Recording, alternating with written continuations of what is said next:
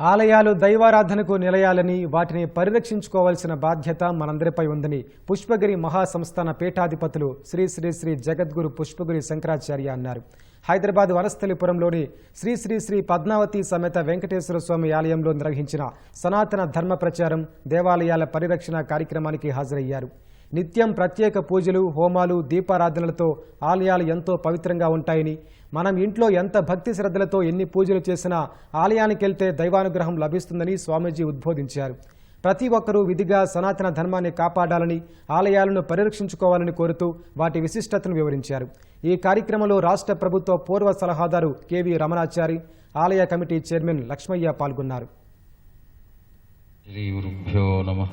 మన ధర్మం మనల్ని వదిలిపోకుండా ఉండాలి అంటే భక్తి మనకు కావాలి. ఇక్కడ ధర్మాన్ని మనం ఆలోచిస్తాం అంటే మన ధర్మము మనల్ని వదిలిపోవటం ఏమిటంటే ప్రకృతి ధర్మము యొక్క అధీనంలో ఉన్నటువంటిది. మనం ఏమనుకుంటాం, పరమాత్మ రాశాడండి, మిఠ వేదాంతాలు చెప్తూ ఉంటారు. పరమాత్మ వలనే ఇదంతా జరుగుతున్నది, మన చేతుల్లో ఏమీ లేదు అని. నువ్వు ఏమీ చేయకపోతే పరమాత్మ కలం నాశంతో కూడా కదలదు. అదే నువ్వు పరమాత్మను నిరంతరము స్మరిస్తూ ఉన్నావు అనుకోండి, ఆయన రాసేటువంటి పేరు ఏముంటుంది అంటే నీ హృదయంలో ఏదుంది అదే రాస్తాడు. విశ్వం పశ్యతి కార్యకారణతయా స్వస్వామి సంబంధత. నామస్మరణ వల్ల కలిగేటువంటి బలం ఏదైనా ఉన్నది. ఈ రోజు ధర్మంగా మనం ఎవరినైనా ధర్మ పోరాటంలో ఎదుర్కోవాలి అంటే ఒకటే కావాలి మనకు, నామ భగవంతుడి బలం.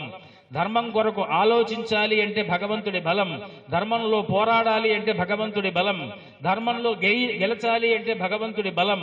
అన్నీ వస్తే తప్ప మనం ఈ యొక్క జరా మరణ యుద్ధములలో జయించలేం. నరుడిది నాలిక, నారాయణుడిది ప్రణాళిక. మనం ఎన్నోసార్లు అనుకుంటా ఉంటాం, భగవంతుడా నాకు ఇది కావాలి, అది కావాలి, ఇది కావాలి అని చెప్పని, కానీ సాధ్యం కాకపోవచ్చు. శ్రీ వెంకటేశ్వర స్వామి వారి పాద సన్నిధిలో మనం ఇక్కడ ఉండడం అనేటువంటిది, ఇక్కడ దేవస్థానం సహకరించినందువల్ల మనం ఇక్కడ అందరం కూడా ఇక్కడ జమకూడాం.